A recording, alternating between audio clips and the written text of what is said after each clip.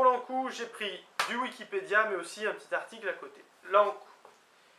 L'Ankou est un personnage majeur des croyances bretonnes, révélant l'obsession que la mort a toujours suscitée chez les Bretons.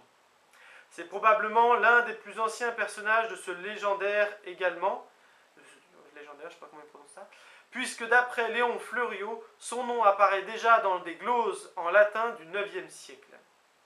Il peut être rattaché à la mythologie celtique grâce aux mentions selon lesquelles son arme n'était pas à l'origine une faux, mais un marteau ou un maillet. Cette caractéristique le rapproche du dieu celtique Sukelos et du Dagda.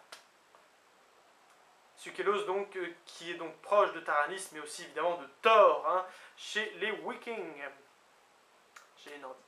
Tous deux armés d'une masse, selon Claude Sterckx. L'Ankou est le sujet de très nombreuses sculptures en Bretagne, dont la plus célèbre est celle de Ploumilio. Il est généralement représenté sous la forme d'un squelette, signifiant son lien avec la mort. Bien qu'il personnifie la mort, il n'en est que l'ouvrier et le servant. Au XIXe siècle, il tend à se rapprocher de l'humain. Anatole Lebras cite de nombreuses descriptions dans lesquelles ce grand personnage maigre porte un large chapeau, a de longs cheveux blancs et se vêt d'un manteau noir. Selon la croyance populaire, le premier ou le dernier mort de l'année dans une paroisse devient l'Ankou de la même paroisse pour l'année à venir. L'Église a cherché à récupérer cette croyance, comme de nombreux autres. L'Ankou est aussi le sujet de pièces de théâtre. Il se déplace dans une charrette ou plus rarement une brouette, sans pièces métalliques tirées par 1 ou 3 chevaux. Il se manifeste aussi par des intersignes, le plus connu étant le grincement inquiétant de sa charrette. C'est vrai. Il est crédité du pouvoir de passer par les trous de serrure et les chatières pour faucher les âmes des morts. Bien qu'il soit spécifique à la Basse-Bretagne, des croyances similaires autour de charrettes de la mort existent en Haute-Bretagne, comme l'attestent de nombreux toponymes. La croyance en l'Ankou a perdu de nos jours ses aspects effrayants, mais reste très vivace.